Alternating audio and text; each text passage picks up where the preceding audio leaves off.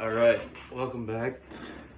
As you probably recognize, that was a 12-bar blues. It's one of the most common progressions in Western music, and really just a blank palette for guitar players, and one of the most common progressions that beginner guitar players learn how to improvise over. So today I just wanted to talk a little bit about strategies when soloing over the blues. It's very common that you hear like a lot of the best guitar players, especially in blues, they mix the major and the minor, the sweet with the sour, so to speak. And I wanted to talk a little bit about harmonically what that consists of and how that relates to the 12-bar blues progression. So for our purposes just now, we are in the key of C, and we're playing like a C7 is like our one chord. And then we have a F7 as our 4 chord. So right off the bat, something to notice, C7, our notes being C, E, G, and B flat. That's deriving from like a C Mixolydian scale. And then for our second chord to then be F7, we have F, A, C, and then E flat.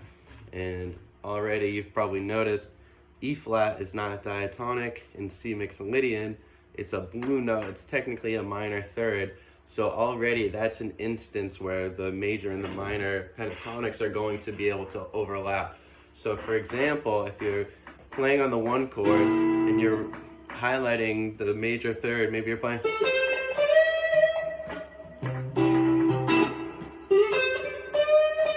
right? There's the minor third, and you're playing off that the flat 7 of that chord. So again, real quick.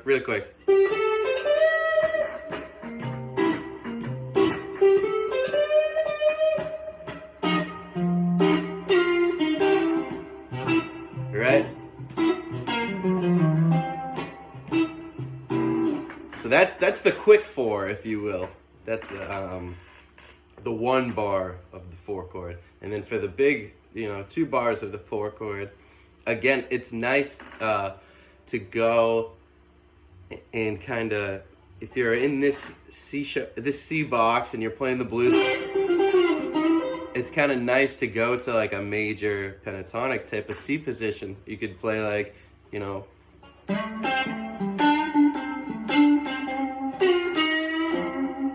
right? There's a lick that kind of connects the 2 chords. So right as if we're,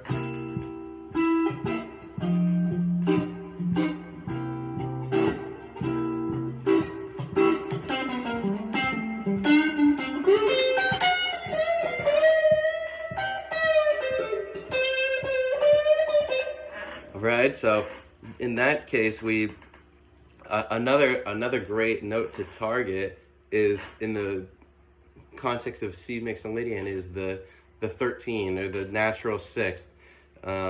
This note is A. That's the 3rd of the F7 chord, and that, even you heard me do just there, there's this great little 3-note chromatic approach you can do where you land on that A, that 3rd of the new chord that you're heading towards. So and it's just a minor 3rd chromatic walk back from C to A. And you can already sort of see like where this shape is.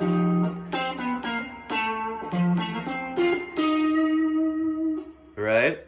So, and then, a slightly hipper way to do that, use that, instead of playing it straight down, it's sort of a slide into the new 3rd, which is like a,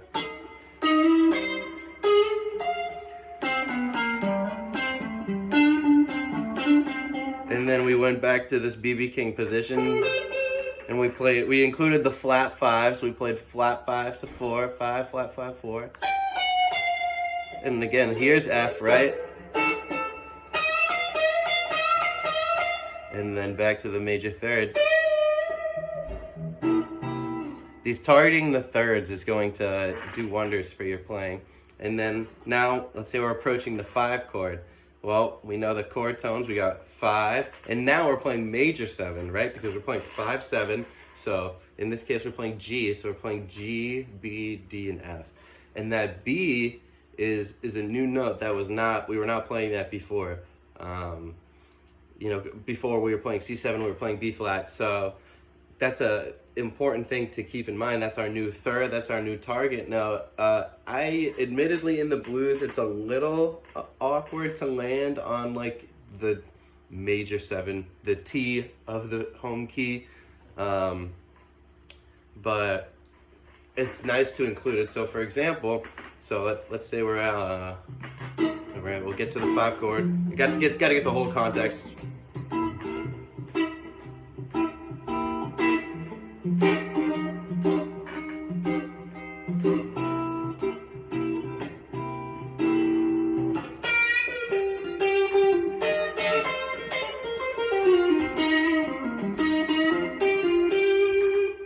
Right, you can really hear like the chords underneath. Or if we're gonna play in this BB King position, if we're approaching the 5 chord.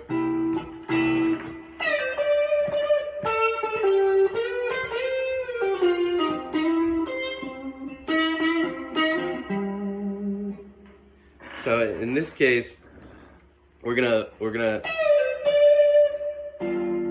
target the 9 of the home key, this D note, which is the 5th of the chord that we're playing.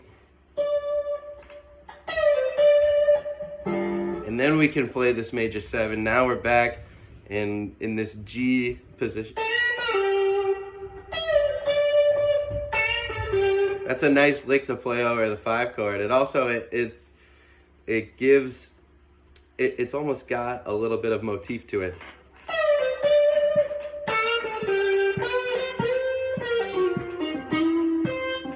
Right, and then for the 4 chord, we're highlighting the 1, and there's your 4, and that resolves nicely to 1. And then we play a turnaround, and then imply 5/7 at the end. That's a very common way to do it, just 5 in the flat 7, or another typical blues way to end a turnaround. Again, just highlighting the 5 before returning back to the 1.